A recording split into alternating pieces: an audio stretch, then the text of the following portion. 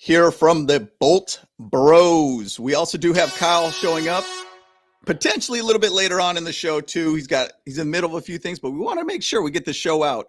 Same bat time, same bat place. So guys, massive game. Win or go home scenario, wild card game versus the Patriots at Gillette Stadium. Guys, I'm very jacked up for this game. All week, my stomach has been in knots. I feel like I haven't ate very much. I've been really watching every little bit of clips, everybody talking about this game. Can't wait for this game. So I'm excited to kind of talk further about this game and kind of where we potentially go win, where are their strengths, where are our weaknesses, where can we basically find a way to get a dub in this one. So let's just go ahead and jump into it, guys. Bolt Bros, let's go. Kermit here, man. You watching the Bolt Bros podcast. Stay tuned. Shout out blue dreams, stadium lights gleam. Bolt Bros on the beat, lead stream. Chargers rocking speeds, Sonic Supreme. From the podcast to the field, we're a team. Charged up, Bolt Bros on the night. LA Thunder in electric delight. Bolts in the battle, sparking bright. Charged up, ride the lightning, feel the fright.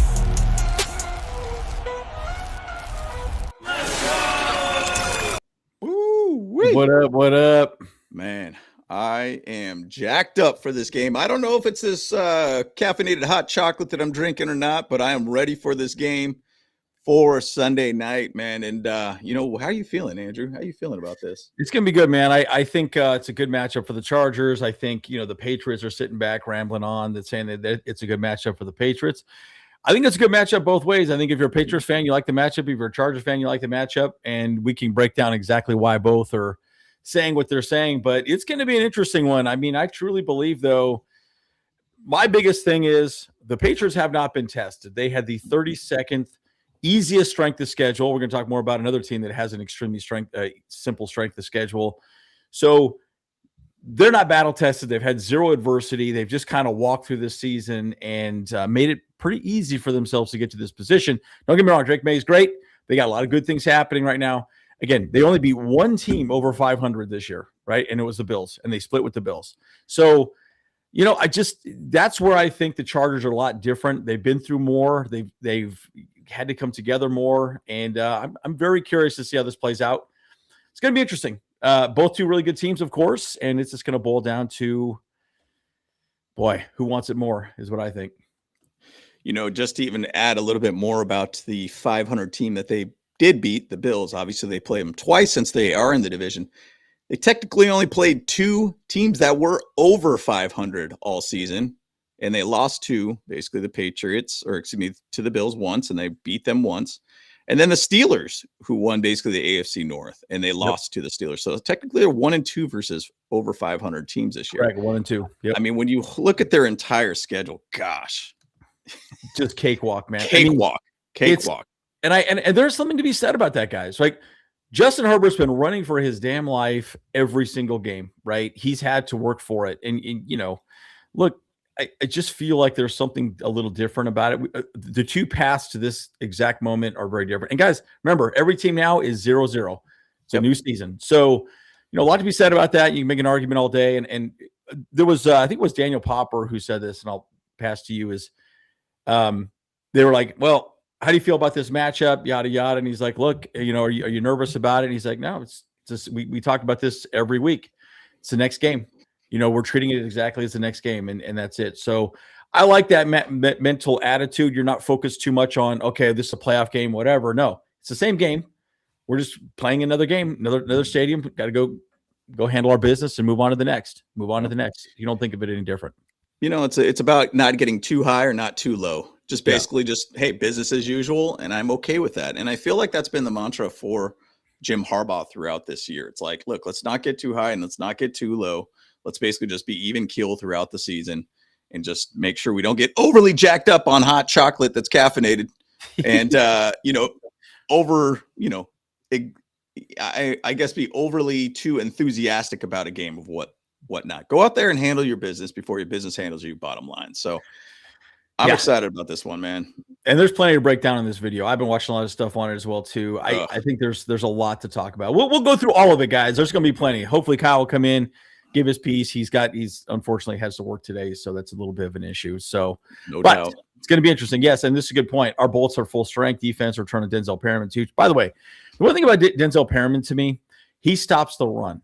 And I will say this, the Patriots probably are going to try and run the ball because we have light boxes. We always run a four-man pressure typically, and guess what? Drake Maye likes to gas the ball downfield.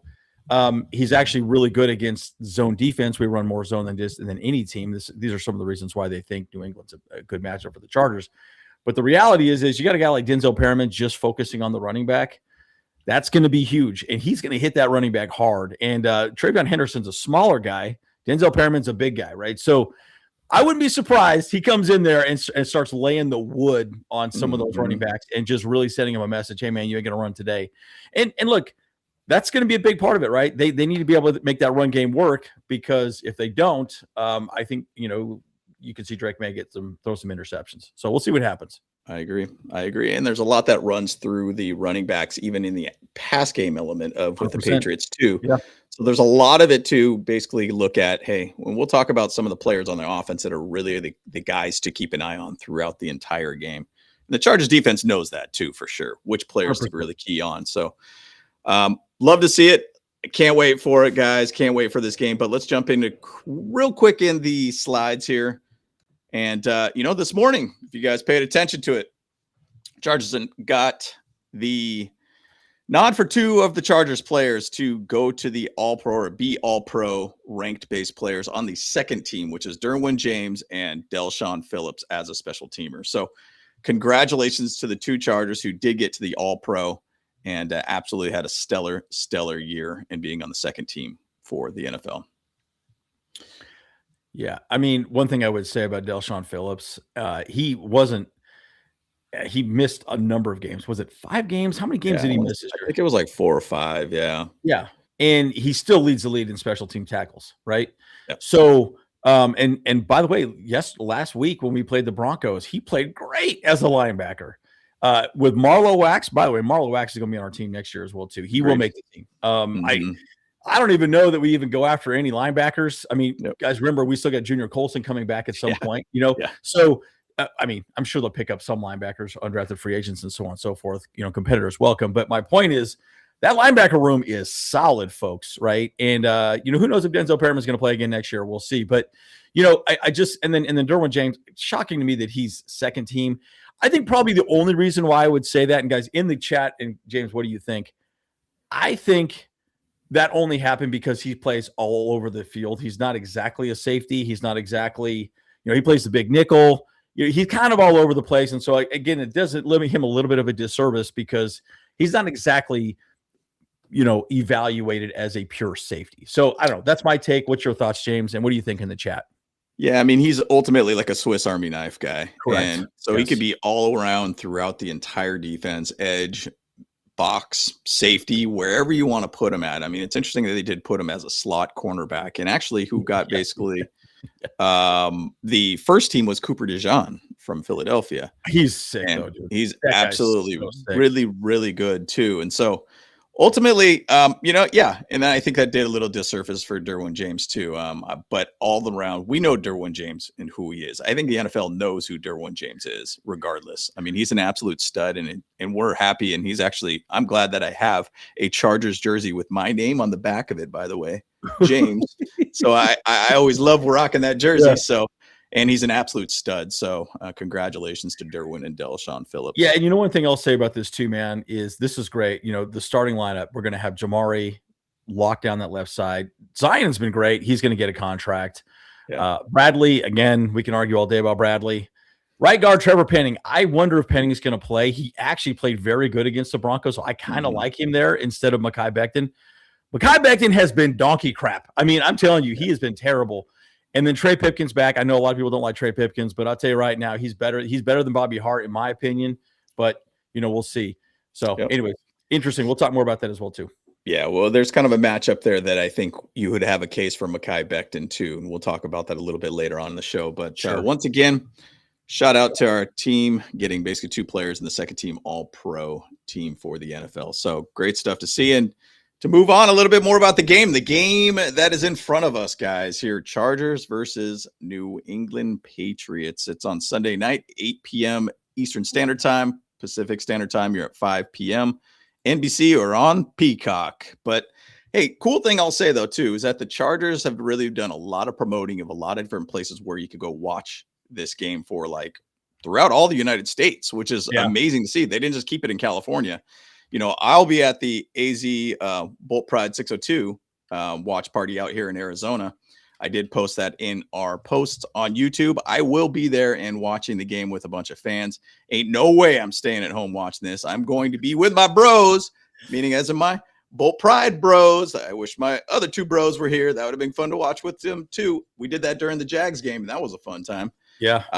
But bottom line, I'm all about basically being with the fans, and this is a big game. Obviously, it's a win or go home scenario. You got to go out and hang out with the fans for sure. So check out the Chargers page to see all that. I mean, there's been a multiple amount of posts about that too on Facebook and Charger groups about where you can watch this game. So if you have a local group, go out and watch it with a local group. It's always a great time.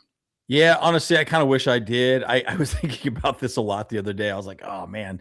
You know, because it is a bummer because I definitely want to make sure, you know, I get out there and get the local folks. But, you know, that's one thing Kyle and I got to get better at, too. Of course, Kyle's now going live, so it makes it a little bit harder for us to do that as well. But yeah, I mean, I'll probably have some people over at my house. Unfortunately, one person's going to be a Patriots fan, so I'm not really excited about that. So we'll see.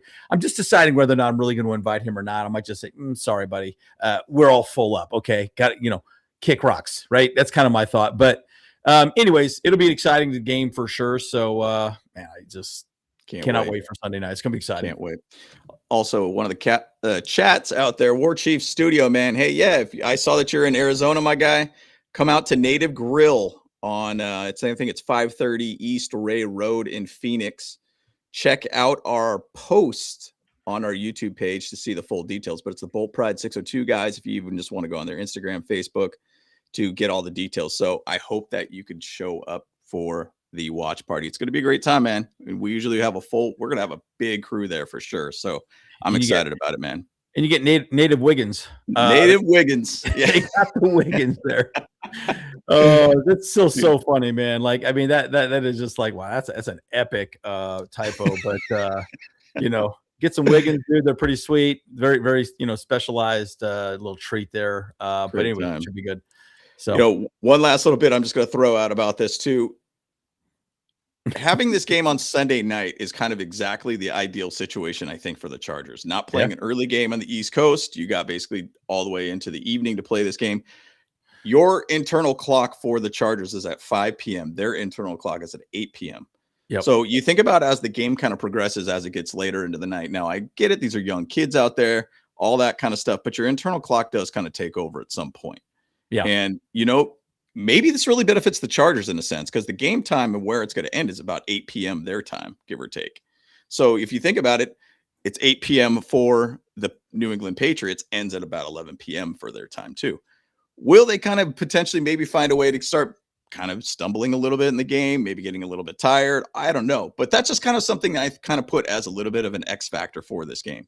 Is there a chance that maybe an internal clock does get involved in this game too? Now, I know you're going to get up. Maybe you'll have some caffeinated drinks on the sideline to keep you up and going and everything too. But that's just something I kind of thought when the schedule was released. And I know when we did our post-game show last week after the Broncos game, I did talk about that. The rumor is that the Chargers-Patriots game is going to be the Sunday night game.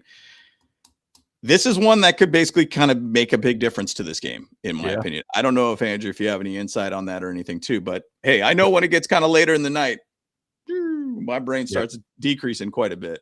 Yeah. So it's interesting. The Chargers in terms of is going to be 38 degrees, kind of worried about the cold for them. I wanted to, it's interesting to go. I wanted to talk about that. So the funny thing is, I remember if you guys, I was on the slide on that a little bit too, but yeah.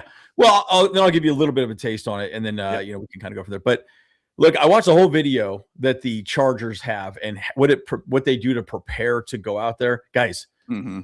They're practically out there playing in sleeping bags, right? The jerseys are not the same jerseys, right? They're not super breathable. They're thicker. They have this under stuff. It really will not be a problem. And then you go to the sidelines. There's this whole tornado thing that it basically just creates an entire area, a tube of hot air, right? So it's not that big of a deal. Now, the one time I will say when it is a problem with the weather is when it's really windy, really snowy, or really wet, right? I think those are the three that really matter. Just the general cold, that doesn't matter. And guys, remember, we went to Kansas City, beat Kansas City. It was colder there that day than it's going to be in New England. So, so just keep that in mind. Yep. And that's one thing I was really thinking about too. And I know some people were thinking like, and they kept pointing on that. Like, I get it. Understand. LA's got great weather. It's always very consistent and everything too. I get it. Recently has been raining a little bit, has been cold, but at the same side, I don't think it's going to be that big of a factor. Now, I will say possibly could be a factor more if Justin Herbert's running around with the ball, not having a perfect left hand and everything too, but I don't think it's going to be that big of a deal. And I'm even seeing right now, if I'm looking at Sunday, 44 degrees, low of 26. I think at kickoff, it's going to be roughly around 44 to 38 degrees type thing. So it's I don't think it's going to be a factor by any means, but one thing I think, who was it? Who said this comment? Was it, it was Eddie. Eddie said, hopefully Cam Dicker and J.K. Scott are ready for tomorrow. Hopefully the Bolts don't get them and kicked and punt horribly versus the Texans. So one of the interesting things that I heard about with, especially not necessarily Cameron Dicker, but J.K. Scott. Apparently J.K. Scott was trying these interesting kicks where he would kick the ball to the side and would kind of do a little helicopter or something. Yeah. And so he kept trying these unique type of kicks and punts, right? So if you've noticed since that game, he has just kicked the damn ball, right? And he just booted it. So I think they've gotten away from that experiment, right? And I fully expect him to stay away from that experiment moving forward. So yeah, apparently that's what the situation was. They were trying some new things and he was trying some new things. Maybe it worked in camp or practice, but it just in game didn't seem to want to work. So that's just a little thought about that before I forget my train of thought. Just gonna throw up real quick this comment here from Miguel. Thoughts on Joe Alt flying with the team, man. And I put that basically on our Facebook too, or excuse me, our Instagram. And I was like, I would love it if he played. How great would that be? But that's obviously not possible for him. But when I saw that, I was like, don't give me hope, man. Don't give me hope. Don't give me that hope. But the thing about it is that surgery that he had, essentially they've considered it as a season-ending injury. But what if it does get to a point to where, and very much looking further ahead, because obviously the most important game is the one in front of you. But what if it does get to a Super Bowl situation? Yeah. If that ankle might be good enough, they still have the ability to do 2 injury or IR based players to call them up. And one could be actually Fisk for this weekend. Yep. And so what if it gets to that point where they're in the Super Bowl and, hey, look, they could potentially call him up. I don't know. And I'm not inside the Chargers. I'm not seeing what he's doing, but he is hanging with the team. So he's still staying engaged with the team. So, who knows? Yeah. So what I saw was the earliest he could probably come back would be the championship game or the Super Bowl. It would be the Super Bowl most likely. Right. But again, that's also a month out. So that makes more sense. Right. So, cause I think usually after the playoffs, you get 2 weeks. Is it 2 weeks before the actual Super Bowl? 2 weeks. Yep. Yeah. So that's a long time. Now I'll say this also. I do think that they have 2 more call-ups on the injured reserve. So that would be definitely Tucker Fisk, who have we verified whether he's going to play this week or not? He's been practicing full all week. So I assume that he's probably going to come in. And he adds a lot, guys. The thing about Tucker Fisk, he adds a lot to the running game. I mean, think of him as the 6th offensive lineman that they've been using, right? That guy's a beast, man. So having him back is great. But again, if you can bring Joe Alt back, whoo, oh my gosh, we are such a better team with him on the field than off the field. So we'll see what happens. But we'll see how it goes. No doubt. We'll see where it ends up rolling here too. But we're excited about it, man. And the path is really, really nice within this game too. And I just feel like this could be a good time to kind of talk a little bit about our sponsors too. And while we get that all set up, guys, also like this video too. We very much appreciate that. We want to kind of spread it out a little bit further to everybody out there that's getting amped for Wild Card Weekend. And we love to have them on the pod. So if you could, dude, please like this video. And man, and join Sleeper, guys, too. If you like basketball, hey man, if you're a degenerate, and you want to do your predictions and all the other, hey, that's what you need to do with Sleeper. So think you know football or basketball or any other sports, think you're smarter than anybody else. Try and turn on your football knowledge into real money. Sleeper app, the ultimate fantasy sports app that can turn game day into a Payday. Who wants to get paid? Everyone wants to get paid. Download the Sleeper app and pick more or less your favorite players with more stats than any other daily fantasy app. Just choose 2 or more of your favorite players from pregame or live. Pick more or less from the predicted stats, and you could win big, up to 100 times your money if your picks win. Again, use promo code BROS or Bolt Bros, and you'll get up to a $100 match on your first deposit. Terms and conditions apply. Now, I will say this as well, too. Again, I do still think they have the same $20 deposit. You get another $20 as well, too. So, guys, if you just got a few bucks, give it a shot. It's a lot of fun. It actually is fun. Keeps you more invested in the game. It's pretty interesting in playoffs. Always exciting. It's great times. Yeah. Now, obviously, MLB is around the corner too. NBA is happening right now too. Hockey's happening. You can utilize it in a lot of different ways, guy, man. But yeah, man. Some people are talking about the Super Bowls behind us when we went to the Super Bowl for the Chargers, and we interviewed Natron Means, which was the guy that really got me to become a Chargers fan. And it was such a cool time to hang out with him and everything. He signed this. This is actually one of the printing plates from the San Diego Union Tribune. So he signed it for us and everything too. And it was great to hang out with him, man. But it was kind of a funny story where he was talking about that this is after the game, obviously, and he's pointing at fans and laughing at them is what he told us. So it was great to see, man. But yeah, we never know. We both thought I have mine right Yep. here on that side. So that's exciting. It's a little off screen at the moment, but no, it's a lot of fun. I mean, and by the way, he looked like Cedric the Entertainer. My buddy we took a photo of him. He's like, "Oh, that's not Natron Means. That's Cedric the Entertainer." I was dying. I was like, "That's so funny." But yeah, he kind of does look like Cedric the Entertainer. One of the ironic things too is when we were chatting with him, because he's a running back coach for North Carolina.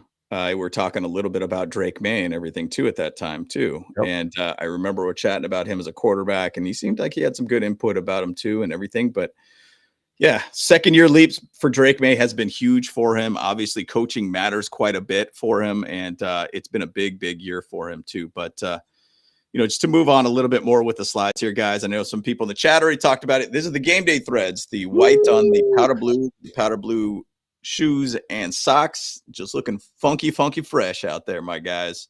So love it. I love that uniform combination. Okay, I have one little criticism again. I don't like the yellow. But last week when we had the yellow, why wasn't it just yellow bottoms, yellow socks, and then yellow cleats? That would have been fresh. So you just got the two-tone, right? The whites, and then you just got the yellow bottoms, right? It was kind of weird because it was yellow pants and then the blue and then like black shoes. And I'm like, I'm a little weird. I kind of like it to be a little more even. I don't know. That's me. That's my my take on that. But I love this uniform combination. I think it's absolutely fresh. It looks awesome. Chargers, hit us up, man. We got some ideas. We got some ideas here, man. Plenty of ideas, man. We won't charge you that much for them. We won't charge you that much. Come on now. I feel like we did a good job of talking about, hey, get those Navy helmets on the Navy tops with the Navy bottoms. Like, let's go. Let's quit fooling around, guys. And remember, we still, James, you and I, we both challenged Jim Harbaugh and Joe Ortiz to a pickleball match. And, we have not been, we didn't get a call. We didn't get a call. A little frustrated. I'm ready to make that happen. We'll put it on record. Let's put it on TV. Let's do this thing. We got this, dude. It's called pickleball TV and everything like that. Let's get that thing on TV. Oof. Evidence for everybody, dude. Let's make that happen, guys. Cannot wait, dude. I'll cut weight and everything. Let's make it happen, dude. Come on now. Ooh, man. But once again, game day threads looking funky fresh, man. We can't wait. And once again, the storm is here for the Chargers. And also shout out to a lot of the events that the Chargers did throughout this week, just to get fans all hyped too. And cool. There a lot of really, really cool things happening there. And it was amazing to see kind of that event last night. And by the way, Pappy did also have a photo on Chargers social media too, being at the event with the flag that he's had all fans and everybody that's signed it and everything too. It's very, very cool to see. But speaking of cool, everybody kind of makes a big deal about this whole thing, how they're saying it's supposed to be 30 degrees below 30. Oh, it's going to be chilly. Andrew already made the point earlier on. We played in colder weather in Kansas City in December, man. And that still was with Justin Herbert's broken hand. He still did his thing. We still got a dub. I'm going to point out something that I think a lot of people are not really looking at about with the Chargers. Now, Jesse Mitchell talked about it too in his press conference. I think it was yesterday. He was talking a little bit about after that Jacksonville Jaguar game. We saw a few things that we weren't doing right. We understood we got basically shellacked by the Jaguars at that point. We adjusted at that point. Now, from that point, we went 4-0. Like we went 4-0 up till basically the Texans game. I'm gonna not even count the Broncos game by any means. We went 4-0 at that point. And guess what we played against? We played against basically, what is it? The Raiders. All right, everybody beat them up. No big deal. Whatever. We played the Eagles, Chiefs, and then we played. Oh my gosh, why is my brain not remembering the fourth team? It was Broncos to end it. Cowboys. Yeah. So very good team. Way I looked at this whole thing is that we played basically against, and these are playoff contending or got to the playoffs teams. These are teams that were in contention to get to the playoffs. Very true. Even if the Chiefs were kind of at some point where they were kind of like, you're kind of in this middle point thing. Eagles obviously won the division and everything too. They're in the playoffs. The Cowboys were still in contention at that point. We basically ended that for them. We had basically a much harder schedule. And I remember going into December and being like, these are all playoff teams. Every single team that we're playing with is playoff teams. And we went 4-0 against 4 out of the 5 of those teams that Justin Herbert played against. And so love to see that. Love to see that. Yeah. And you're right. Like the Cowboys defense isn't good, but their offense is elite. I mean, literally one of the best in the NFL, right? And again, this is partially what I was kind of alluding to earlier, the path that the Chargers have taken versus the path that the Patriots have taken. Every Patriots fan is like, okay, Tom Brady's back. We're going to destroy everybody. 32nd strength of schedule in the NFL. Like they played almost nobody, right? So they haven't been tested at all. Haven't even had a lot of injuries. I know Will, what's his name, is back, a few other people from their offensive line, but they haven't been that good on the offensive line either, right? But they've been throwing the ball downfield, right? So they're beating zone coverage. Our defense is better than most defenses, right? I mean, I would argue that we're probably playing, top 5 at least in defensive, performance these past few weeks. So look, I just think the Chargers have done a lot more. And again, I just don't think the weather's going to affect this move. Will Campbell, that's his name. Will Campbell, rookie. We got plenty more to talk about him as well too. But it'd be interesting to see. Very interesting to see. Yeah, the center and left guard. That's what it is. So left guard is Will Campbell, I believe, if I remember correctly. Yep. So Will Campbell, or is he left tackle? I can't remember. So, he's left tackle. Will Campbell's left tackle. Okay. Yeah. So, I mean, a lot of Patriots fans talk about him being this elite guy too. And he's actually, I think, like ranked as 20th in the league in tackle. Yeah. And that's, mind you, PFF. Very subjective. And he's a rookie too, though. He's a rookie. So you got to remember that. Yeah. Right. He's a rookie. So ultimately, and I'll just even throw out, since you're talking about the O-line here too, give you comparison to the Chargers and to the Patriots O-line. Chargers basically allowing 268 pressures. I mean, they got a lot of pressures that are going towards Justin Herbert, 54 sacks. So the next full-time starter quarterback of their lines being, metrics, pressures, all these different things, and sacks is Drake Maye. So essentially 31st, if you want to say, in the league. They have allowed 220 pressures, 47 sacks. They are also allowing a 37.7% pressure rate, 36.1% with no blitz as an idea. No blitz, they're still allowing 36.1%. They're at least allowing Drake Maye to throw the ball in about a 3.2 second time to throw, which is a great amount of time. And they're also, when they run the ball, they're basically it's 1.2 yards before contact for run plays. Yep. So, I mean, their O-line is doing good enough for basically allowing Drake Maye to throw the ball, but they also are allowing him a lot of pressure with even not a lot of blitzing towards him too. Now, just as a contrast, and I've looked at so many different stats this entire time, guys. Like I've been just going through it all throughout every single metric here. I have a huge list here that I could go over, which is crazy. Chargers are allowing 42.4% pressure rate, 41.4% with no blitz, 3 seconds to throw for Justin Herbert, and a 0.9 yards before contact on run play. So bottom line, it's not like they're like super far off as offensive lines. And every Patriots fan keeps going out there and saying, hey, look, offensive line sucks for Chargers. We could blitz all over them and everything. We'll talk about their D-line. Their D-line is nothing to be scared about by any means either. Yeah. No, I think you hit the nail on the head. And I think that's really where this is going to be different. I think our pass rush, I think Eddie said it perfectly here. Yeah, Drake Maye's been sacked 47 times. Look, we've got Thule, Mack, Owe.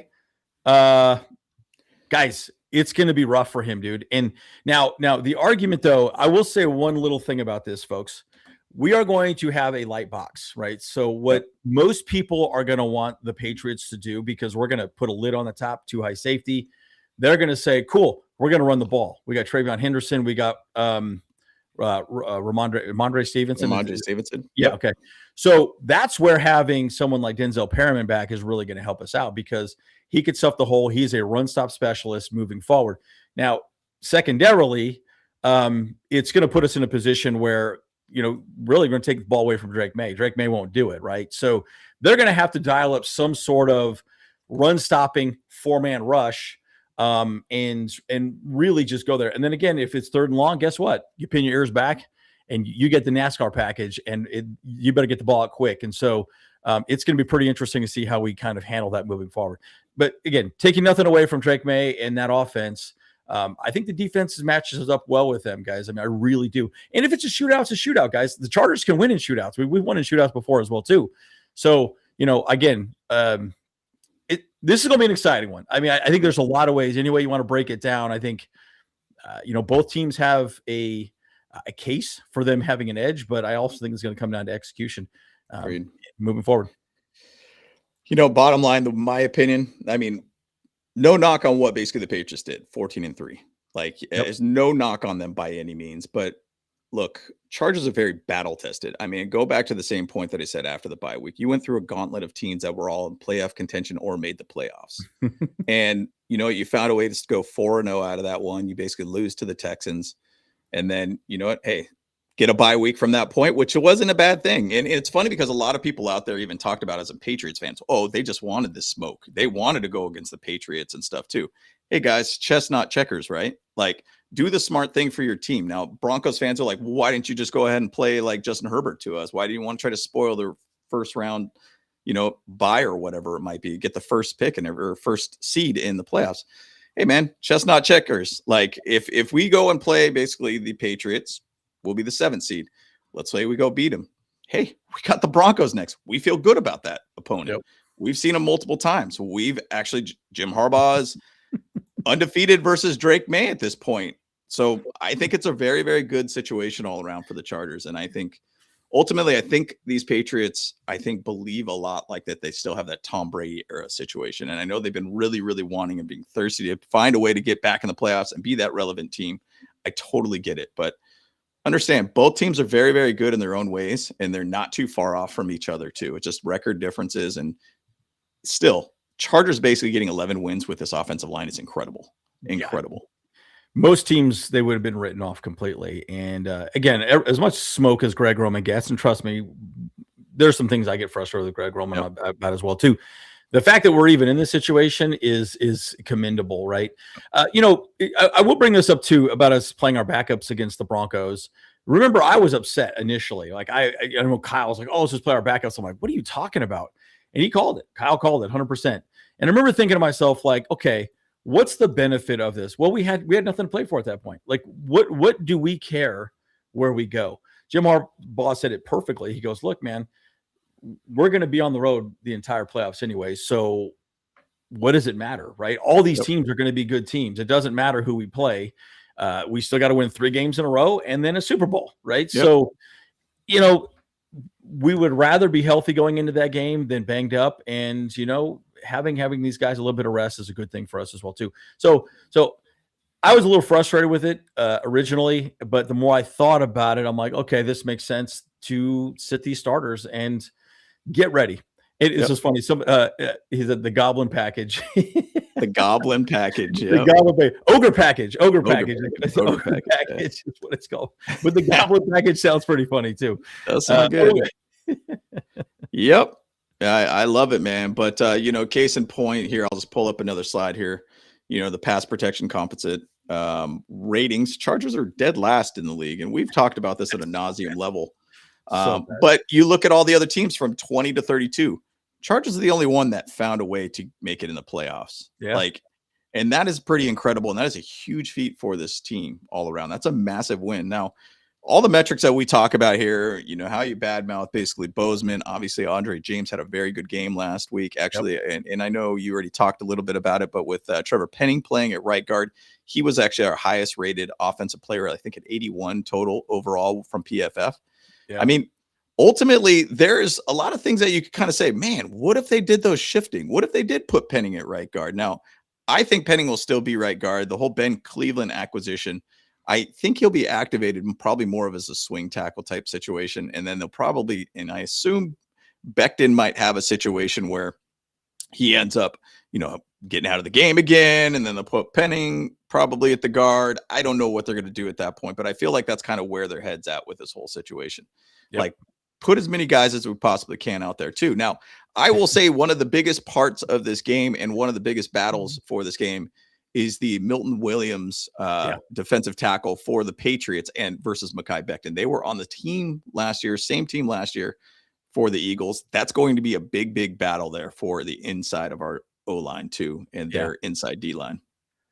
No, and that would be big. I personally would love Penning to be the right guard. Now, I don't even know why Mekhi Becton would be out there. I mean, I really felt like Penning has played so much better. A change of scenery has improved him so much. Again, he's great at the run blocking game, right? Not great at pass blocking, but holy smokes, Mekhi Becton has not played great all season. I mean, I think against the Eagles, he was 30. He had a 33 PFF grade. Guys, that is freaking horrible. I mean, that's like, what are you even doing out there? Like, they get so bad. So I hope Penning gets the start personally, but we'll see. What I would probably think would happen is he'll probably get the start, and then they'll see how he plays. If he doesn't play great, all right, dude, you're out. I think they're going to cut people pretty quick, right? You're not cutting it, you're out. Leave it alone. So, yeah. That's kind of like what they did with Bobby Hart, and then they end up putting Deckless in late in the game. They just said, "Hey, look, you're not cutting it, bud. Got to go." And that's the one thing I'll say about the Chargers. And shout out to the coaching staff; they do a great job of recognizing where they can make adjustments. And I think that's one thing that you're going to keep an eye on too. To your point, maybe they'll make adjustments in game too. I mean, we got a lot of guys out there that could be future guys for next year, but it could also be difference makers for this game and for the playoff run too. So. Yeah, and I'm excited to have Jamari Salyer back. And you guys remember, I was not a fan of Jamari Salyer. In fact, you even said to me, you're like, "Hey, man, he's going to be incredible." And I'm like, I wouldn't say incredible, but here's the thing: he's been very good. He's our best option at left guard. And please, for the love of God, stay healthy, right? He's if you can keep that guy healthy, keep Justin Herbert upright, that's going to be huge, right? Because I just think the left side is going to be a lot more safe for Justin Herbert. Agreed. So. The other thing I will say, too, one little last thought, and we'll probably talk more about the offense as well, too. I think Justin Herbert has an opportunity to run the ball a lot in this game. I truly believe that – I was watching what game was it? I've been clipping up the All-22 footage for the Cowboys, a.k.a. the Cowgirls. We all know it. Anyways, so the Justin Herbert ran the ball a lot. And if that gap is open up the middle and he's got 5 to 10 yards, he's just going to run. So where I think that'll be a good thing is, and again, I don't think the Patriots are thinking he'll do that, especially with his hand, but where that's going to really help is it's going to make sure that one of those linebackers is probably going to have to spy him the whole game. And that just puts another person off the field. And it's just going to be easy for Justin Herbert to go get those 5, 6, 10, 15 yards easy if that's what the Patriots run defensively. So, because I don't really feel like they play good defense, but they don't play great defense. Their defensive line is good, not great. Now, the other reason why they might be that way is because they're being gap sound, right? They're just making sure the A gap and B gaps are closed. They might not be trying to really get after the quarterback. That's when they overextend. They go to the right, go to the left. Whatever, and that's when he can scramble. So I'm curious what the defensive line looks like to try and corral Justin Herbert because, like the Cowboys, man, he had gaps all over the place. That's why he ran the way he did. So I'm curious to see how it plays out this game. And just to even throw out just a stat out there, last 3 games for New England, they've given up 132.7 yards on the ground.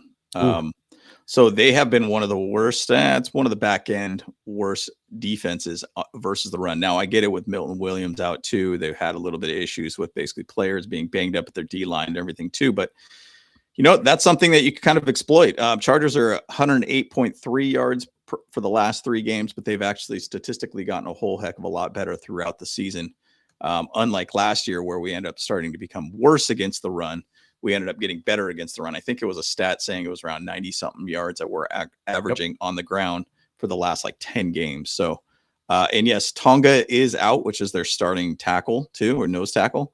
So he is out too. So that's something definitely to keep an eye out too. And yeah, Pappy, man, shout out to the celebrity Pappy who is on the Chargers Instagram right now. And yes, appreciate it if you guys hit that like button too for this video, man. We always appreciate you guys too. For Big sure. Pappy. So, let's go, baby. Big Pappy, my guys. Pappy's a good dude. But again, I like the matchup. So what it's going to boil down to execution. The one thing I will say too, before we go into the next slide, and we have a super chat here as well too. This is an interesting matchup for Jesse Minter, right? The rumor is that he's going to be the head coach of the Ravens, and it sounds like that is going to be the conversation. I think even Daniel Popper asked him that question, and he's like, "Well, the beautiful part about the NFL is we can't talk about that now." Blah blah blah. Anyways, good point. But I'm pretty sure he's going to have a look at one of these head coaching positions. Yep. If he shuts down Drake Maye in this game, I am telling you right now, he is going to solidify his spot as an NFL head coach. He will. Yep. 100%. So it's big. And I think there is something to be said about that, right? You know, man, he's done a great job of making these players be in the right position. And it's kind of the defense's job to put, you know, really Jesse Minter in the right position to, guess what? Become a head coach. Exactly. I hope he stays. I get it. But you know, I think it's like Jim Harbaugh knew he was going to be gone at some point. I'm sure there's someone he'll elevate internally, or bring somebody else in. Who knows? But see what happens. In Action Dan, my guy, appreciate you for the $2 super chat, man. Let's go. And if you can come out to the AZ watch party, man, come on out, dude. At Native Grill, I believe that you're saying you're out in Tucson.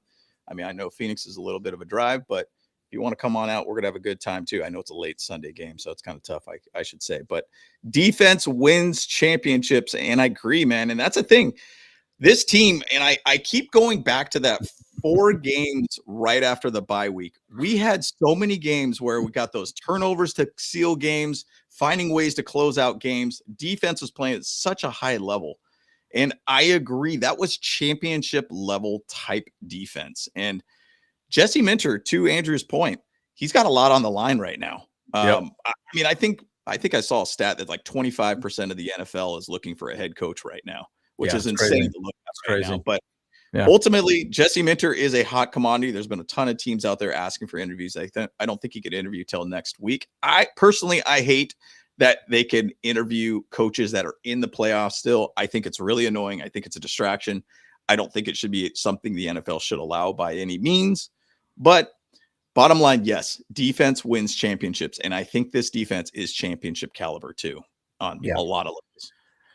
No, I think that I think the one piece that I've said since day one on this is if the defense plays up to its potential, we win this game. Because I think our offense is going to be fine. I'm not afraid of their defense. Again, remember, guys, their defense has not played against good teams, right? They have not played. I mean, dude, you know, the Bengals, the Browns, you know what I mean? They're not the best teams, right? They're okay teams. And I think they got teams at the right time, right? So again, it goes back to the battle testing conversation. So like I said, if our defense can shut down Drake Maye, put pressure on him, get him off his spot, all the above, we'll be in fine shape. And remember, guys, we played our backups against the Broncos, and they did not score an offensive touchdown. Now, I do think the Broncos they're definitely not as good offense as the Patriots. You know that, I know that, but that is pretty amazing to play 4 quarters and they kick nothing but 4 field goals. That's pretty insane. So again, with our backups, I do think it's going to be even better. So anyways, pretty interesting. Mr. Grandizer here. You know, New England has to face running backs like Breece Hall, A-Chain, James Cook twice in the season. So those guys get their yards versus the Pat defense. And, you know, those are all 3 very good running backs. And they are very, very good running backs. Now, I think you got to say, I feel like our running backs are a little bit more physical, especially it seems like Omarion Hampton should be a go for this game. Everything is, the plans are that he will be a go for this game. Big thing. We got to play smash mouth football, guys. Got to play smash mouth football. And I think we got a good shot to basically overwhelm them with physicality. Yep.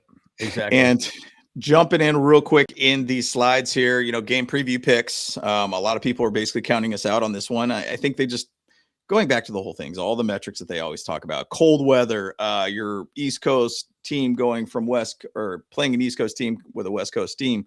Oh, you're going to be tired, blah, blah, blah, blah, blah. Look, MJD picked us. That guy never picks us by any means. Maurice Jones-Drew hates us for sure. And he decided to pick us with his team. I think a lot of teams are just basically very, very hyped, or at least fans are very, very hyped about what the Patriots are doing. They're very hung up on that record and everything too with them. I get it. Drake May's had a great year and everything too. I'm not belittling what their abilities are by any means, but Chargers are going to be the best defense with the most balanced team that they're going against all season. Good offense. I wouldn't say elite offense, but elite defense. Can they take that smoke? Can they step up against a very high-end defense like the Chargers? Our team is at a lot of levels of very, very high competition, very battle-tested type team, can find ways to win ugly games like the Eagles game. This is something that I think a lot of people are overlooking with this team for sure. Yeah, you bring up the Eagles. Dude, guys, remember this. 72% pressure rate on Justin Herbert during the Eagles game. Guys, do you realize that is unbelievable? That means 1 out of 4 times he had a clean pocket. Yep. 1 out of 4 snaps. He was pressured on running plays, guys. And I mean, that is horrible. Like in NFL standards, that is like embarrassingly horrible. And so when you sit back and say to yourself, okay, Justin Herbert's when you say he's been battle tested, the Eagles game is the perfect example. And by the way, he had a broken hand, right? Was that the week before he had the broken hand? I think it was the week before. I think it was the week before, yeah. So he had just broken his hand. He gets out there against, I still think, arguably one of the best defensive lines in the NFL, right? So, and won the game. And he put the team on his back and won the game. Now, I think the Eagles, where that conversation is a little bit different, is the Eagles defense is very good, but their Eagles offense is not that good. They were really struggling at that time as well, too. So they don't have the same type of offense like the Patriots have, of course. But it just goes to show you, even if he gets pressured on this okay defensive line of the Patriots, Justin Herbert should have enough time to make it work, either scramble or throw the ball. Totally. I think where we match up really poorly is against a good defensive front like the Jacksonville Jaguars or the Houston Texans. To me, those are the only, or even the Broncos for that matter. Because to be honest with you, I just truly believe that they don't do a great job against good defensive lines. So that's where the difference is really shining through. So just kind of one of my takes. Kush Patel, hey, appreciate you jumping in the slides. Absolutely. In the show and everything too. You're saying, as a Patriots fan, do you Chargers people think you fare well against us? And absolutely. Yep. But there's also metrics that you guys fare well against us too.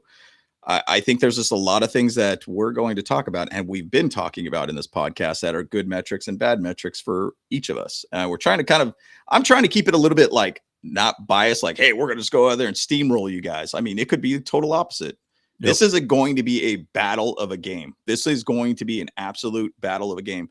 I think ultimately, I've always looked at every time when I watch a game, I always look at like, what is the first 15 plays, which has been kind of an issue for us. Yes. Where we've been giving up a lot of scores early on in the game. And we know the Patriots like to throw the ball deep and everything too. And that's been killing us. If you go back to that Texans game, 2 deep ball touchdowns. I don't see that happening again, and it should not happen again. It does not need to be something that is allowed in the playoffs by any means. But first 15 plays, I'm interested to see what our offense looks like, and I'm interested to see if our defense is out there just being absolutely physical. Go back to that Texans game and the playoff game. Dude, our defense was lights out. Our offense basically just didn't find a way to score points to basically put them away early kind of thing. So I think our team's going to be up quite a bit on this one. So it's really just about, hey, how do we look in the first 15? So here's my take on the first 15 and how we actually play against the Pats defensively. They are going to run 2 high safety the entire time. They are not going to let Drake May beat them deep. They're just not going to do it. In the first 15, I think they're going to, no matter what, do the exact same thing. They're not going to come down. They're not going to do any base. They're not or a man or anything like that. They're just, and again, the argument also is that Drake May is amazing against the zone. I think he has the highest completion percentage against zone in the NFL. That's fine. Give him check downs, give him all that stuff. That's completely fine at the end of the day.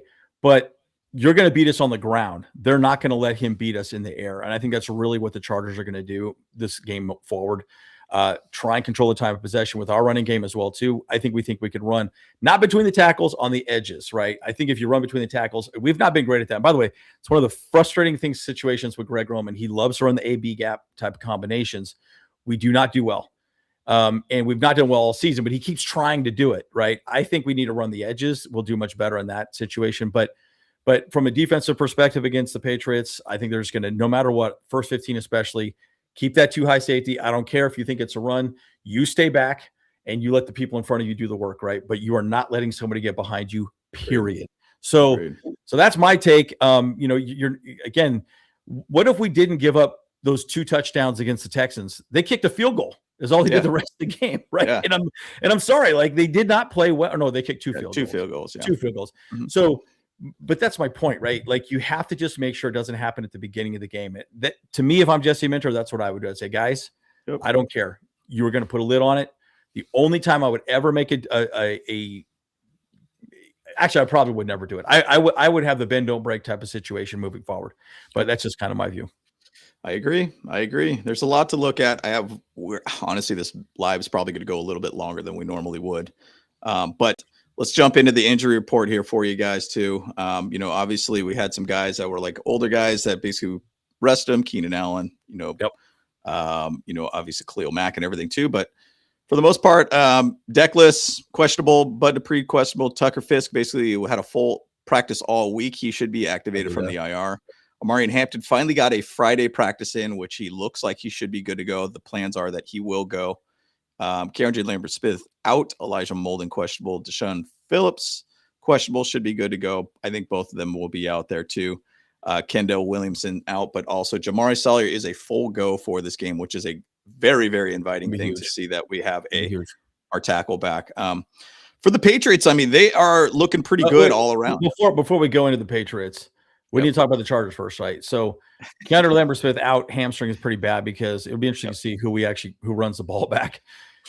I mean, I'm not sure who that's going to be because he's our backup punt returner. So I'm wondering if it'll be Ladd McConkey, which, you don't want Ladd getting hurt in special teams. That's where I get nervous about that, right? So that's one of my things. But again, Tucker Fisk coming back is going to be huge. It'll help in the run game and pass protection on both sides.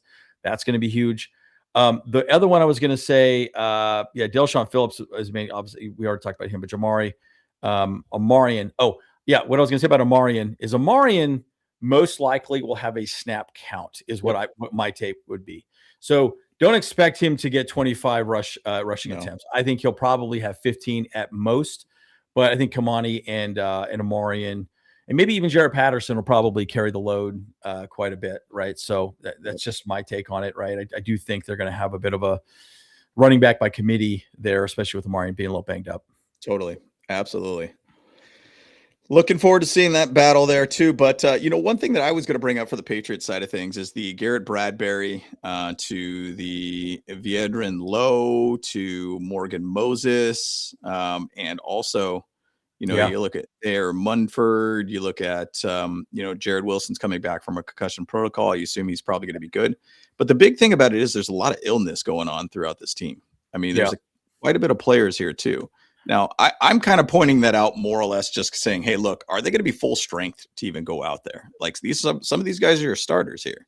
And I do think, like, are they going to be full strength? Now, I'm just looking at that very much as like, hey, look, that's kind of could be an advantage if they just basically are weak. Maybe they had some sort of lung situation there too. I mean, we've all gotten the flu or whatever it is. You assume it was a flu because it was early in the week. You just are tired. You're not fully there. So that is something to keep an eye on too. Now, Garrett Bradbury is one of the guys I want to point out too, who also had an illness, and it was a center for the Patriots. There was a video that went out about Thayer Tart going up against him, and he was just throwing him around like a rag doll. And this was, I think it was something to do within, I believe it was Titans training camp, and he was just throwing him around. So he has understanding of who Garrett Bradbury is. And so there is that battle that you could say, hey, look, Thayer Tart's a nasty dude, highly physical kind of guy.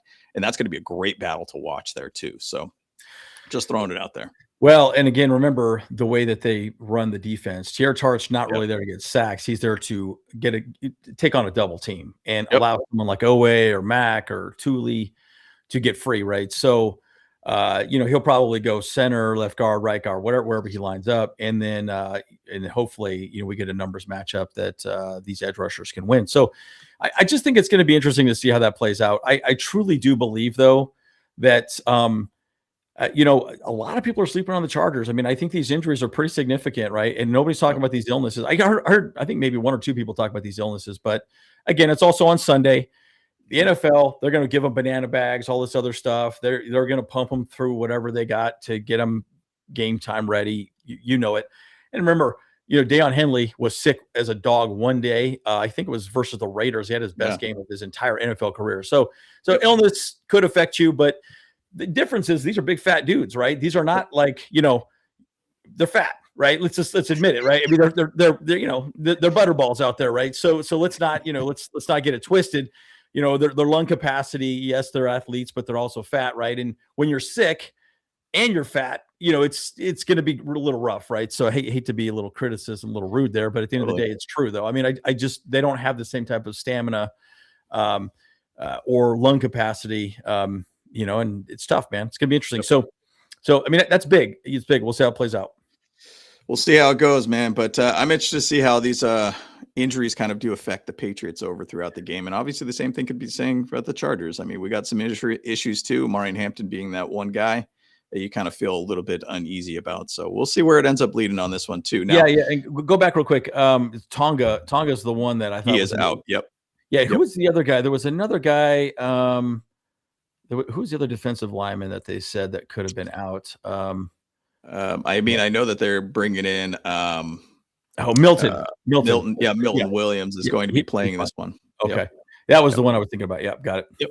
He's playing. Yeah, and that's the thing. That's the battle right there where you could say, hey, you got Mekhi Becton versus him. They basically were the same team with the Eagles last year. That's going to be a battle for sure too, man. So I'm excited about seeing how that ends up leading with this one too. But just to move on to, everybody's talked about it. Hey, 30-second strength of schedule. I mean, you go out there and I'm going to pull out some notes again on this. And now I'm going to look at this as like, look, their defense on paper looks really good. Why is their defense look good on paper? Well, okay, what offenses did they play against? And that's where my head's at on this whole thing. And I think some people are overlooking at this. Like, basically, the Bills was the best offense they played against all season. And they're like a top 5, top 10 type defense or offense. Yep. But basically, from that point, from the 21st ranked offense all the way down to the 32nd, basically, except for the Vikings and the Eagles out of that group of offenses ranked 21st to 32nd, they have basically played the worst offenses in the league, period. And so Tampa Bay, Washington, New Orleans, Pittsburgh, Miami twice, Carolina, Jets twice, Cleveland, Tennessee, and Raiders. Basically, they went 11-2. Only losses were to Pittsburgh, and the Raiders at that point. Now, think about what the Pittsburgh Steelers are. Kind of a defense-built type team with just kind of a subpar offense at that point. Well, Chargers are really more of a little bit more mid-tier type offense, but with an elite top 5 type defense. Yep. You're playing against, again, a different caliber team, and I don't think that they have played against a team like us. I'm saying that very biasly at the same side, but that's what the stats tell me at this point. They have not played good offenses. They have not played high-end defenses like the Chargers, in my opinion. Yeah, good example. I agree with that 100%. They're not battle tested. The other thing too, again, if you're a Patriots fan, we're not taking anything away from what you have done. You have had an amazing season, and same with the Chargers. Again, we're 0-0, but the argument is that you have not played against elite defenses, right? You've played against okay defenses, and I still don't even think the Bills are that good of a defense. I think they're okay, right? They are okay. But the Chargers do a good job of putting a lid on it and stopping that deep pass. That's where Drake Maye lives and dies, right? Yep. He doesn't want to be a check down Charlie, right? That's where Tom Brady was really good. Is he was always kind of, he was okay taking the underneath ball, but eventually Drake Maye is going to keep looking down and say, okay, I want to bomb it down here, and that's when you put the ball in harm's way, and that's exactly what Jesse Minter wants him to do. Yep. So that is, I think it bodes well for the Chargers, but where it does, affect where the Patriots have a good example of a win opportunity there is they could run the ball because we have light boxes, right? So is Drake May going to be okay with just running the ball off and letting them go? Again, he's a young player. We'll see what happens. But let's talk about the Broncos. Again, they won games by the skin of their nutsack every single week, right? And so, like, I'm sorry, like, you just sit back and go, crap, dude, like, how the hell everyone calls them a fraud? Well, by the way, everyone calls both these teams frauds, right? Frauds. Yep. So look, it will be interesting to see. And again, I'm not saying the Chargers are the best team. I really am not, but they've been through a lot this year, guys. Just remember that. Justin Herbert, broken hand, worst offensive line. Guys, 25 different offensive line combinations this season. Led the league by, like, I think 10 different combinations. It was unbelievable. Yep. So, there's a lot of problems that both of these teams have dealt with. The Chargers have dealt with a lot of problems. The Patriots and the Broncos pretty much have it. Broncos were the second best offensive line in that one slide. And what were the Patriots? They were, I think they were the fifth best offensive line, which doesn't make any sense because if you look at the stats, you're like, okay, that doesn't make any sense. Exactly. But he got sacked a lot, right? That was the big difference. Yep. So, but also pretty high pressured though too throughout. So exactly. So I do think it's going to be very interesting in that regard, right? So that's going to be where this game is won. Look, are they frauds? We'll find out.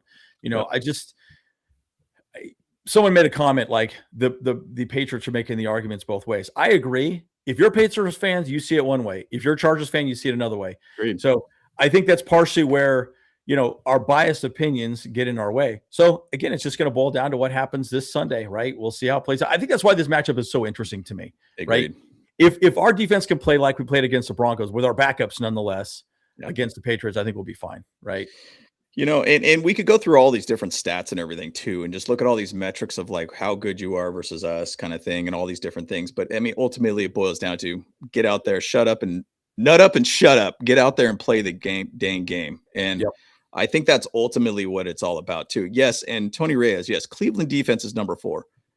Talk about that offense, probably 27th ranked in the league. I mean, they're awful. And go down the line of all the teams that the Patriots did play. Like, I'll just even go back down the list and say, okay, what quarterbacks for their team? Well, Tampa Bay, you had obviously, Mayfield, who's good, dealing with offensive line issues like the Chargers and did not find a way to get to the playoffs.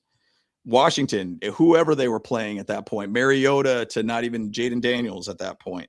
New Orleans, you're playing Spencer Rattler. Okay, Pittsburgh, you played against Aaron Rodgers, who he is. Miami, was it Tua or was it Quinn Ewers?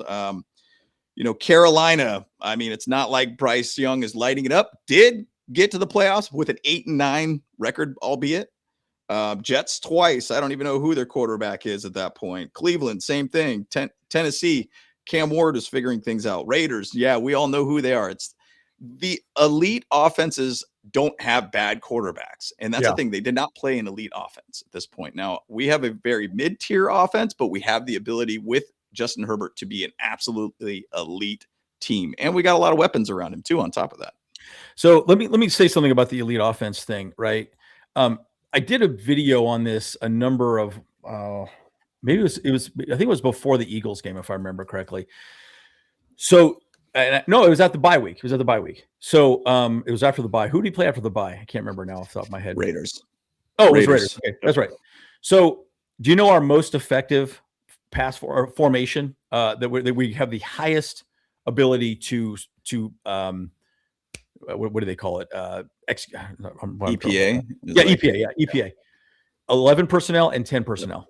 Crazy. And you go, wow, we got a crappy offensive line. That's because Justin Herbert's getting the ball out quick. Now, again, the Patriots don't have a great pass rush, so that works well with spread. So we could just spread the ball out. Get the ball out quick slants, quick this, quick that, just spread it out. So what's probably going to happen, this is my assumption, and I think that's partially why we haven't scored a lot of balls. Touchdowns. Points. I cannot speak today, guys. Let me drink a little more coffee here. So, But the reason why is I think we've been running the ball a lot because Justin Herbert's been so banged up and they want to keep him healthy. So you're going to see an interesting mix, I think, of 22 personnel, the ogre package, as we talked about, or the goblin package, as somebody else said a few times, and we're going to spread the ball out. I think you can start going back to that 10 and 11 personnel and be okay for the most part, because then Justin Herbert can throw the ball downfield, throw the quick outs, do these other different things as well too. So I'm very curious to see how they run it moving forward in this game. That will be an interesting situation because my general thought would be, let's just run the ball and control clock. See, and I think that's part of the other thing too, is we're okay with these long drives that just, push them down the field. Yep. But we can play it both ways, guys. If it's a shootout, we can play a shootout as well too. So I think our numbers are a little bit deceiving on the offensive side of the ball just because of some of the games we played and the defenses we played also as well too. Yep, so I agree. And the offensive line has been horrible. So I think you want to keep Justin Herbert not killed, right? In dry hump all season. Agreed. And just remember that we are 5-0 in preseason or primetime games, excuse me. And I think that's a big thing that you got to think about with this game. When this game was announced, every game in the playoffs is a primetime game, but this is one that basically could be a huge one for the Chargers. And, ultimately we'll see what happens here, but, and I'll say one last thing too. I think the NFL wants to see the Chargers Broncos matchup back. I agree. I don't think people really care about the Patriots Broncos game, in my opinion. Well, if you're a Patriots fan or a Broncos fan, you'll care as much. But I think a lot of people would love to see the Chargers Broncos rematch, right? Because all these Bronco fans, we beat you guys, blah blah blah. Yeah, you beat our second stringers, man, and that's what you beat. Right? Like you looked great against them, by the way, too. So, and they always say, we played kind of a vanilla offense. Okay, dude. If vanilla offense against backups, you still should have been lighting them up. Sorry. You still should have been lighting them up. 100%. Still should have been lighting them up. But speak about Drake Maye, no belittling by what he did. He did a great job this season. Fantastic. Huge leap for second year for this guy. Like going from Gerard Mayo to basically Mike Vrabel. Coaching matters, guys. And we know that as a Chargers fan with having Jim Harbaugh and an elite staff around him too. He's done a phenomenal job. And when you watch Drake Maye, he is a squirrely, kind of slippery kind of guy. He has the ability to move around very well. He has 450 rushing yards, 4 rushing touchdowns. He could use his legs. He could bomb the ball out with crazy good accuracy too. This guy's a very good quarterback. Now, the thing is though, too, you kind of look at it, and I'm going to keep beating the dead horse on this. You did play against a lot of bad teams. And when you start going up against an elite defense, things kind of start looking a little different. And I think that's the thing that the Chargers defense are going to do. They're going to disguise their looks quite a bit. It looks one way, and then it's going to be something completely different. And that's where I think the Chargers are going to jump a lot of routes, find a way to get some interceptions, get some turnovers. Our edge group is extremely good too. I think that they're, based upon the metrics that I'm seeing too, with the amount of pressures and the sacks, it's not far off from what the Chargers it was on an offensive scale of things. Our edge guys can really get after them. And that's where my head is with the first 15 plays for our defense. If our defense could just start showing a lot of pressure and start just getting after them really quickly, and especially even just with 4 men, it's going to be a long game for Drake Maye. Yeah, I've said this over and over and over and over again. If you can rush 4 and put enough pressure on the quarterback, and also be very good at stopping the run, or, mid-tier stopping the run, you will win the game. You'll win the game because you have a numbers matchup in the backfield, and you cannot throw deep, and you'll get a takeaway. This game is probably going to come down to a fumble or takeaway. Whoever's the cleanest, I think it'll make a big difference. So I just really believe our front 4 is better than their front 4. It just is, right? And no matter what, you could just run those 4 every time and say, and just rotate who does what, who does where, all the above, and you'll be fine. Again, I hate that type of defense. Quite frankly, it pisses me off because you're like a fraction of a second away from putting the quarterback on the ground. But at the end of the day, it puts a lid on the defense, right? So they can't do anything super deep. You're not going to give up the X play, as everyone likes to say in the NFL. Remember, prior to the stupid Texans games, guys, we'd only given up 1 touchdown over 25 yards in the air, period, the entire season. So that game, that's partially why that game was so uniquely strange for us. And I think it was if I remember correctly, it was the Cowboys, or the Cowgirls, as they like to call them. So we put a lid on it, just like Miguel likes to say there as well too. So it's going to be interesting. I mean, look, they're not going to let Drake Maye beat us, and I think you're going to see them run the ball a lot. Question is Drake Maye going to have the ability to be patient and throw the ball the way he should do or not do? So it's gonna be an interesting game. I mean, look, very interesting. The way this is kind of, it could go either way, right? But I think we match up well. It's going to be exciting. It's going to be exciting. But take nothing away from Drake Maye. He had a great season. Not at all. Not at all. But just to speak a little bit about their defense too. I mean, we talked a little bit about the Milton Williams addition and bringing him back in. He's the over $100 million man for them.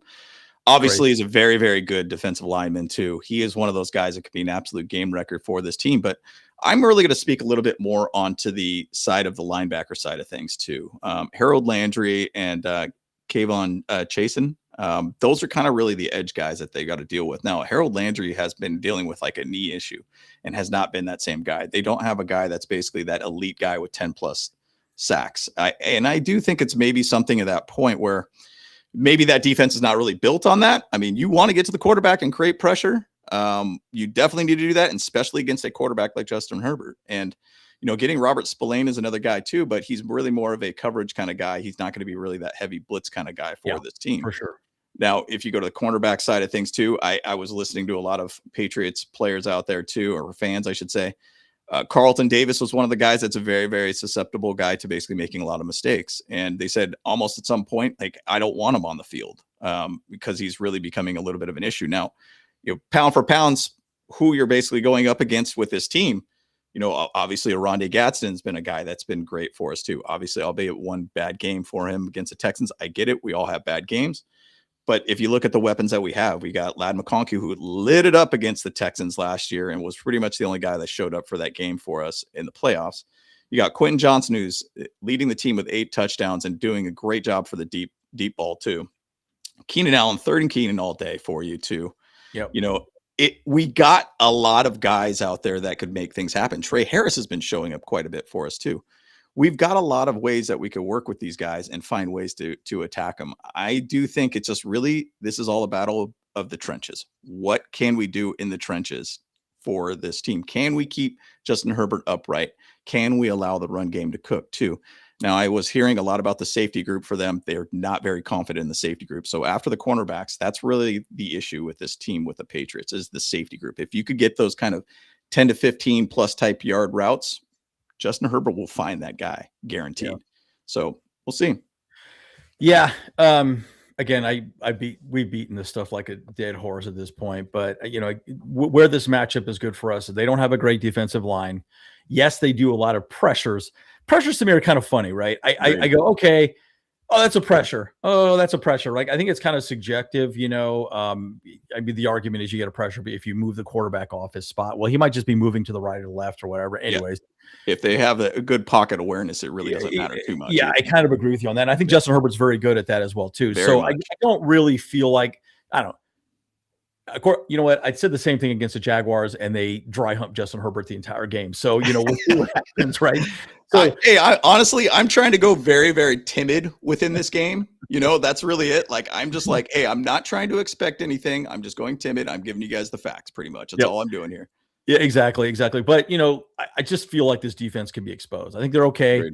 Again, on paper, they look good. I really do think they look good. But, you know, I think the Chargers are better than a lot of people give them credit for. I also think that we match up well with them, as we've talked about it so many times, right? But I think a bad offensive line against a mediocre defensive line, we should be okay, especially with the ability for Justin Herbert to maneuver the pocket the way he's done all season.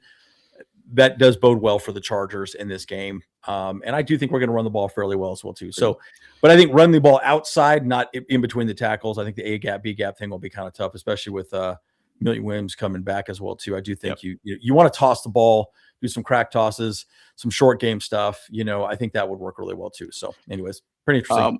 One thing I was going to point out last thing about their linebacker side of things, too. The highest rated pressure rate player for the Patriots is Chasen at 15%. Chargers have 3 players over 15. Actually, I think it even starts at like 18%. Oh, yeah, easily. So Owe, Mack, and Tooley have the ability to basically be well over. And I think they're 18 to like 21% pressure rates for those 3 guys alone. So what does that mean? Well, once again, they don't get to the quarterback as frequently as they normally have. And when they have a 15% rated type guy as their highest level pressure rated edge guy, that's a thing that they probably won't be able to get too easily to Justin Herbert. Now, I'm going to say that very much lightly because we know what this offensive line's been. But you know, Patriots, are 26th in the league in sacks at 35. Chargers are 10th in the league in leading the sacks at 45. So we have the ability to get after the quarterback and create chaos. And that's really what I want to see from this D-line. Create chaos 100% all throughout this game. So one other thing I would add to that too is that pressure rate is mostly, I would say almost 80% of the time rushing 4, right? Yep. So let's think about that for a second too, right? Because you can get a pressure rate if you run 6, because guess what? You got one too many people to block. So one person's going to run free. So the reality is, we're rushing 4. They're always a plus advantage, and we're getting that high of a pressure rate. So if you wanted to do a blitz, like a real max pressure, you could just put 5 and just go one-on-one with one of the people in front of you, right? And one person should go free, right? That's where Jesse Minter's front is really good. Is he does a good job of mixing the front. So, in those like NASCAR packages, right? He does a good job of creating a matchup. That's where someone like Thayer Tart's important, because he's going to take on a double team, and then that's what gives you a plus advantage in the pass rush, right? So that's why those guys are getting such good numbers, just rushing 4 guys, right? So so that's pretty huge. I mean, again, it's their line isn't good. They're okay. Our defensive line is better. Look, we all see what the Texans can do with their defensive line, right? So I would say we're not as good, but we're in the top 5 conversation on that. So Agreed. Just my thought on it. I know we're getting pretty long in the tooth in this one too, but this is a big game, guys, and that's the way that my head has been on with this one too. And I just want to throw out their offense with the Patriots. Obviously, these are the 5 guys that the Chargers have to really deal with at this point. So you obviously got Travion Henderson, absolute stud. Loved him in the draft. Guy's a home run hitter. Guy has great speed all around. And then Ramondre Stevenson is a guy that's basically that thumper for that team. Now, he also does a great job in catching passes. Travion Henderson actually does a pretty good job too with catching passes too. But that is something that Josh McDaniels is going to utilize quite a bit within this team. Is going to utilize his running backs also as pass catchers too on top of that. So we have to be concerned about that too.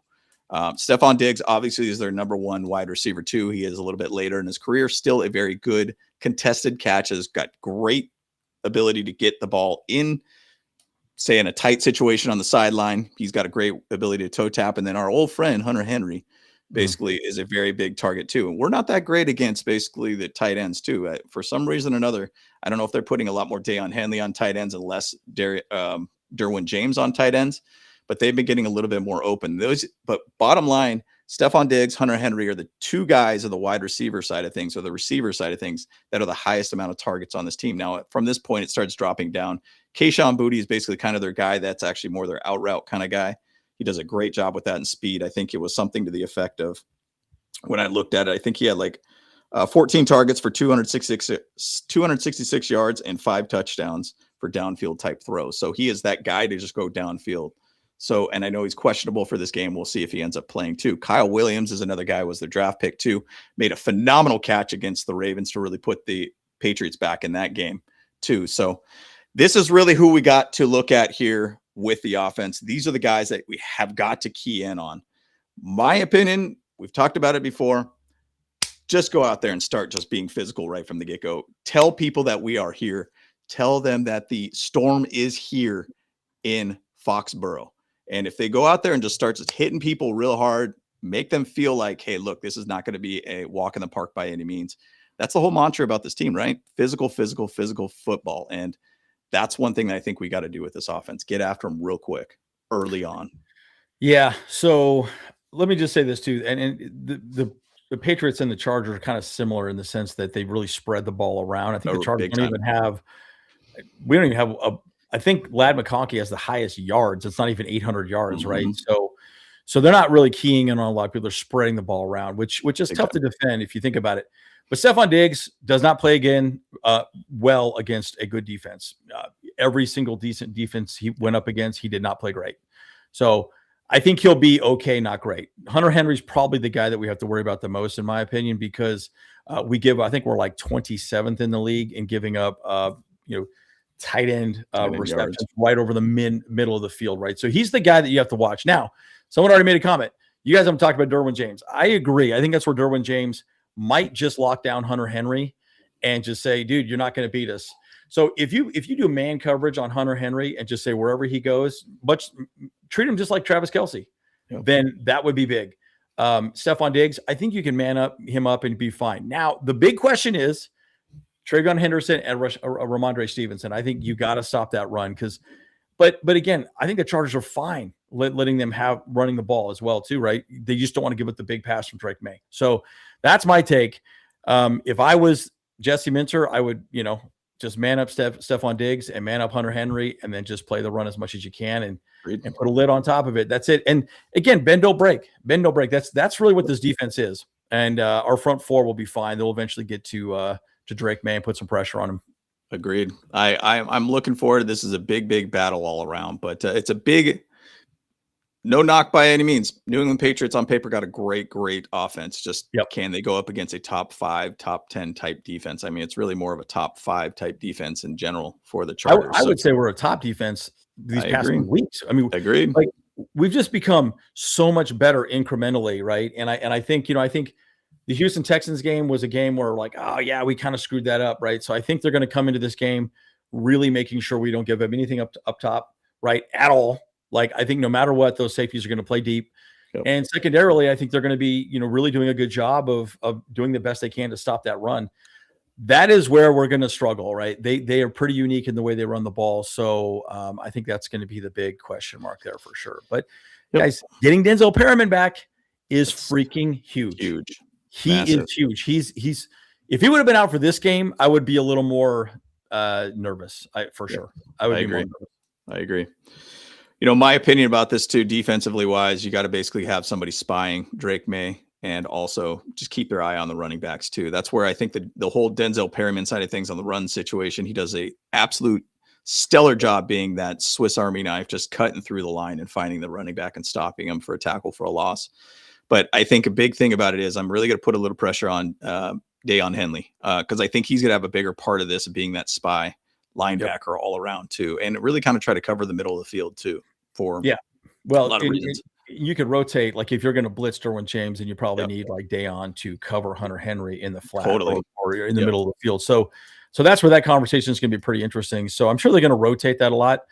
But dude, I actually really believe that Perriman is just going to blast people, and that's how he plays, dude. Like, say what you want to say about Denzel Perriman, man. The guy gets hurt, but I'll tell you what, he sends a message real quick. Yeah, he dude, I don't want any more of that, dude. I don't want any more of that. Smoke. I don't want that smoke. Yeah. And look, but guys, maybe there is a reason why he was fined for 2 games. But man, he likes to lay the wood. That's what he wants to do. And Travion, he's a smaller guy. Ramondre Stevenson is a lot bigger. So Stevenson's bigger. So anyways, be interesting to see. Yeah, and those guys will be physical. They got a thunder and lightning type situation with those 2 running backs, and they're very, very good. Very good. Yep.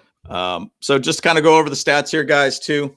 And I know there was a question talking about ex-Chargers on this team is pretty much just Hunter Henry from what I see in the depth chart. So he's the only guy out there. And I think he's been pretty disconnected from the Chargers for some years now. But so my concern about this team, can Greg Roman score points in the playoffs? That's the thing that I am so concerned about within this game. Like, I think I saw a crazy stat with Lamar Jackson and Justin Herbert. It's not pretty of what Greg Roman's been doing with these quarterbacks. And I think it's like 14 something points or something on average through all of those games that they've had in the playoffs. And that is ugly. And recently with the Chargers offense, we have not got a lot of touchdowns. We've been really getting a lot of field goals.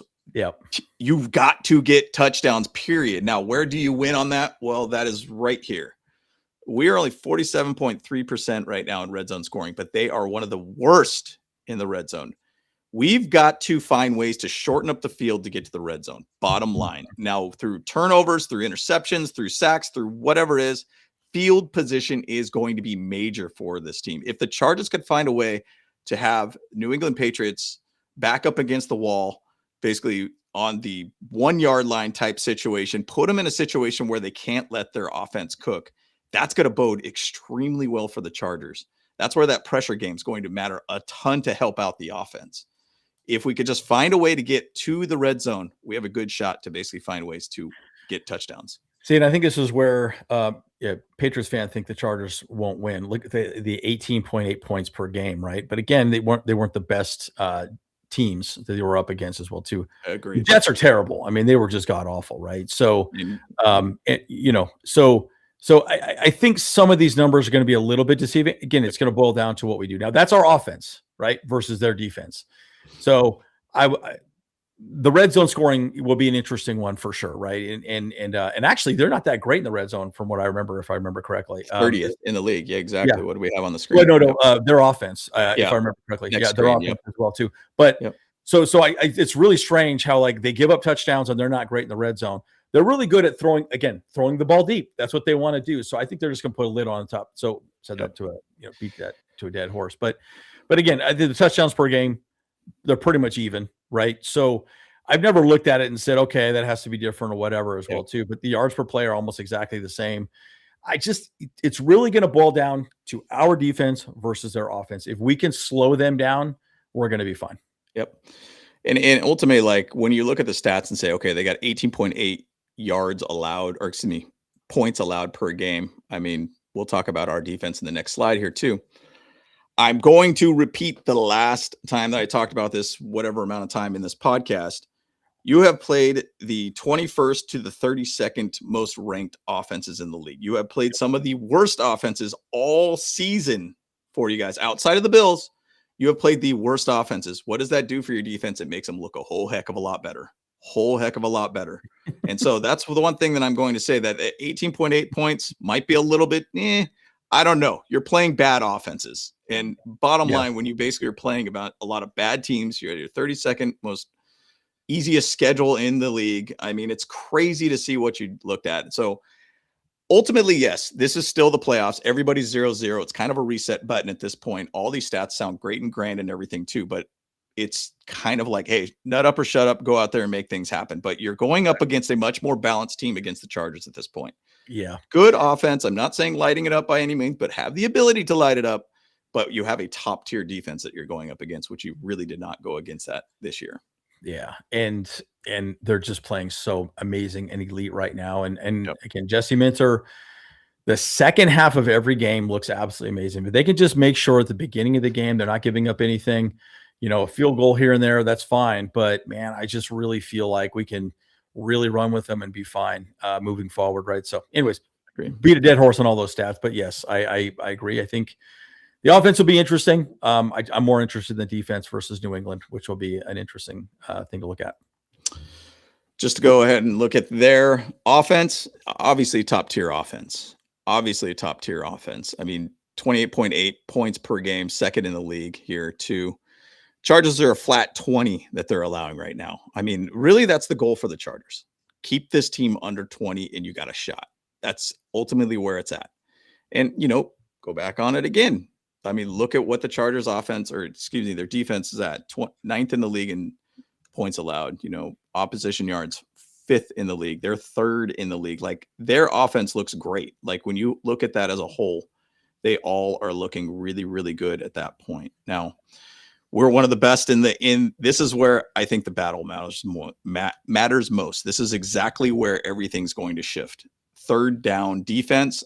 Our offense is very good to convert third downs.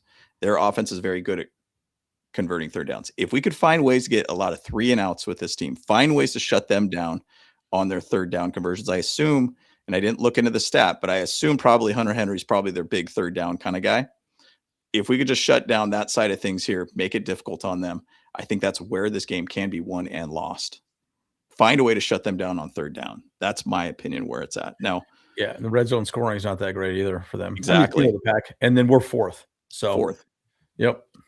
So it's a very, very big matchup in a lot of ways here too. But guys, this is a fun game. This is going to be a very fun game. And this is why I think the NFL put this one on a Sunday Night Football. Yeah. There's a lot of great matchups all throughout this game.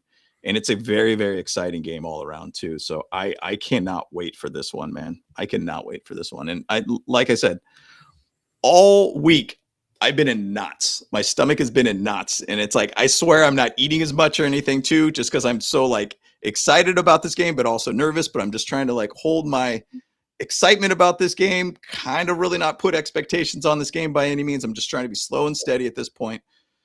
But I think this is just going to be an absolute stellar game to it. And once again, my biggest thing about this is Justin Herbert, get that win, get that playoff win, go out there and make it happen. This is the game that you could go out there and make a statement for yourself and your legacy as a quarterback for this team. We know what you can do.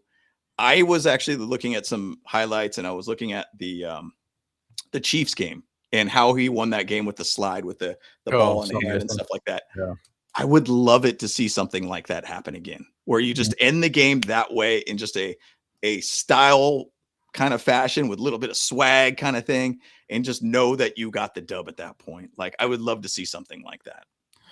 Yeah. My thoughts. Well, Kyle clearly couldn't make it. I guess he messaged us about 30, 40 minutes ago, couldn't make it. So he's caught up with some work things. So now I'll give you my final thoughts. Look, I think this is an interesting game. If you're a Patriots fan, you see it one way. If you're a Charger fan, you see it another way. I guess we'll find out on Sunday. But again, we're 0-0, right? I think the Chargers match up really well with the Patriots, but I think it's also going to boil down to which coaching staff is going to get their team a little bit more ready and which team has the best game plan. The one thing I will say about the Chargers, where I think we've been very different the second half of the season, the defense has improved over and over again as the game progresses. Yep. It's kind of surprising. You watch the box scores, they give up a lot less points at the second half than they do in the first half. So you better get a lead. If you don't get a lead, you're going to struggle because the Chargers offense is going to catch up. Justin Herbert will score his points, and they're going to make it happen. So the Chargers defense, I would say we're top 1, 2, or 3. I really do. I mean, it depends on what stats you're giving up. I mean, look, didn't give up an entire touchdown versus the ones for the Broncos last week. And so I'm excited to see. I truly believe 100% that this game is going to be won with our defense versus their offense, because I think our offense is going to score points. I think we'll be fine. We might not light up the scoreboard, but I think we'll be fine. And we'll see how it plays out. I mean, you're going to see a lot of I think you're going to see a lot of things. Part of me wants to see us run the ball really well, but part of me also knows Omarion Hampton's hurt. And so it's like, you kind of want to see Justin Herbert throw the ball. I like the spread look, but I always worry about him getting hurt. So depending on how the offensive line is holding up on that pass rush, you'll see if we start doing some sort of, 11 and 10 personnel, start spreading the ball out and seeing what Herbert can do with his arm. And if we start doing that and making effective plays, it's going to be a long day for the Patriots. I really think that because, again, that's our most effective formation, but the worry is that Justin Herbert's going to be in harm's way. So a lot of interesting factors. So, what are your final thoughts, Sir James? First 15 plays, man. Figure it out. Like, do not let big scores happen again. And that's been kind of a theme with this team. My opinion, Chargers need to get up quickly. Get up quickly and start making them feel like they're uncomfortable at that point. Take the crowd out of that stadium by any means. You know that crowd's going to be absolutely hyped. And it's probably 98% Patriots fans. There's going to be some Chargers fans. I've seen them out there and everything too. But it's going to be a whole heck of a lot of Patriots fans out there too. So if you could go out there and just have a couple very long sustaining drives just to start out this game, touchdowns. Sorry, I do not want more field goals. Like, stop with these 5 field goal type game. Now, I get it and understand this might be one of those games where it could be a field goal type game. Colder weather, maybe it's going to be slightly raining. I don't know. It sounds like it's going to be clear and everything too, but get touchdowns. This is a team where if you're in the red zone, you better be thinking touchdown. Do not think field goals. Touchdown. That's the thing about this game. Go out there and get touchdowns. First 15 plays are really going to give you an idea of what this team is. Go back to the end of the Broncos game. They interviewed Khalil Mack on it.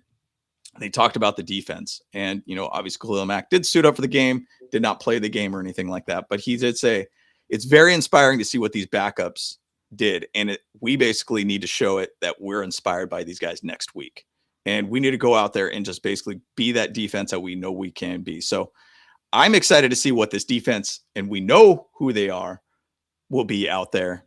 I'm going to hang my hat a lot on it as, hey, we were 4-0 coming out of the bye week. If we go 4-0, you win a Super Bowl at that point. And we were playing such great football throughout those 4 games. So bottom line, I want to see that version of the Chargers. And think the road to the playoffs through the playoffs that we have right now is a really, really good road. So, but the most important game is the one in front of you, right? Yep. And that's handle your the way business. they're thinking about it too.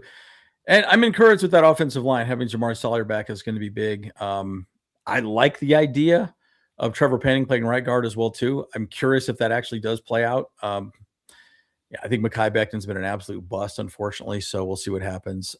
So, guys, this is going to be an exciting one. I would say right now I'm not nervous, but Sunday morning I probably will be pretty darn nervous, right? So anyways, for what that's worth. But Kyle again just said he's sad he couldn't make it.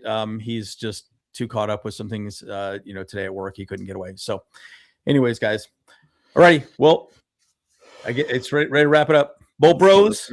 Bolt Bros. Let's go. Let's go. Hey, what's up? Cameron Dick here watching Bolt Bros podcast. Let's go. Charged up, Bolt Bros on the night.